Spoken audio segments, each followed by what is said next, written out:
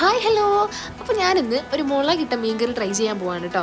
അപ്പോൾ അതിനായിട്ട് ചട്ടി അടുപ്പത്ത് വെച്ച് വെളിച്ചെണ്ണ ഒഴിച്ചിട്ട് അതിലേക്ക് ചെറുള്ളിയും വെളുത്തുള്ളി ഇട്ടെടുക്കാം.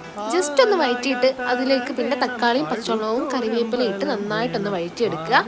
അതിനുശേഷം നമ്മുടെ മസാലപ്പൊടികളായിട്ടുള്ള മുളക് പൊടിയും മഞ്ഞൾപ്പൊടിയും മല്ലിപ്പൊടിയും ഒക്കെ ആവശ്യത്തിന് ഇട്ട് കൊടുക്കുക. എന്നിട്ട് തക്കാളി നന്നായിട്ട് ഉടയും വരെ നന്നായിട്ടൊന്ന് വഴറ്റുക. ഈ വഴണ്ട് വന്ന സാധനം എന്നിട്ട് നന്നായിട്ട് മിക്സിയിലിട്ടൊന്ന് മഷി പോലെ അരച്ചെടുക്കണം കേട്ടോ. എന്നിട്ട് അത് അരച്ച് മാറ്റി വയ്ക്കുക. അത് കഴിഞ്ഞ് വീണ്ടും ചട്ടിയിൽ എണ്ണ ഒഴിച്ച് അതിലേക്ക് ഉലുവ ഇട്ട് പൊട്ടിച്ച് പിന്നെ നമ്മൾ ഈ അരച്ച് വെച്ചേക്കുന്ന അരപ്പും ആവശ്യത്തിന് വെള്ളവും ഇട്ട് പിന്നെ അതിന് ആവശ്യമായിട്ടുള്ള ഉപ്പും പൊടിയും ചേർത്ത് കൊടുക്കുക.